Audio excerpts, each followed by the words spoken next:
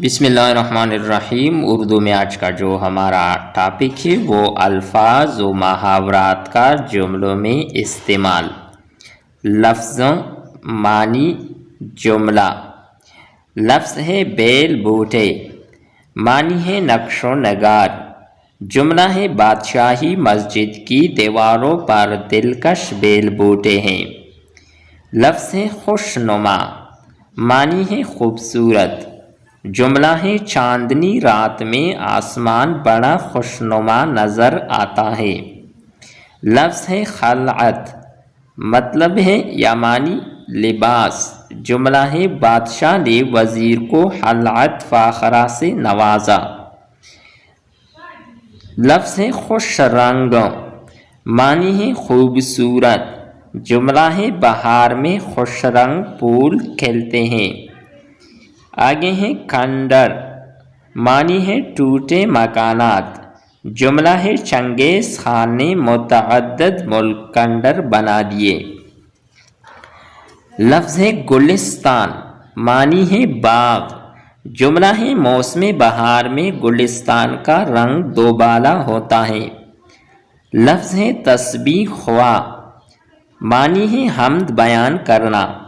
جملہ ہے تمام چرند پرند اللہ تعالیٰ کے تسبیح خواہ ہیں۔ لفظ ہے قدرداں، معنی ہے قدر کرنے والا۔ جملہ ہے آج کل علم کے قدرداں ناپید ہے۔ لفظ ہے کاریگری، معنی ہے صنعت۔ جملہ ہے اللہ تعالیٰ کی کاریگری بے عیب ہے۔ لفظ ہے کارخانہ، معنی ہے فیکٹری۔ جملہ ہے اس کارخانہ قدرت میں ہر چیز کی اپنی اہمیت ہے۔ لفظ ہے رائگاں، معنی ہے ضائع۔ جملہ ہے مومن کی کوئی نیکی رائگاں نہیں جاتی۔ لفظ ہے قحط، معنی ہے اناج کی کمی۔ جملہ ہے بارش نہ ہونے کی وجہ سے ملک میں قحط عام ہے۔ لفظ ہے نڈال، معنی ہے کمزور۔ جملہ ہے مسافر طویل سفر کر کے نڈال نظر آ رہا ہے۔ لفظ ہے بے بسی، معنی ہے مجبوری۔ جملہ ہے ظالم نے مظلوم کی بے بسی کا مذاق اڑایا۔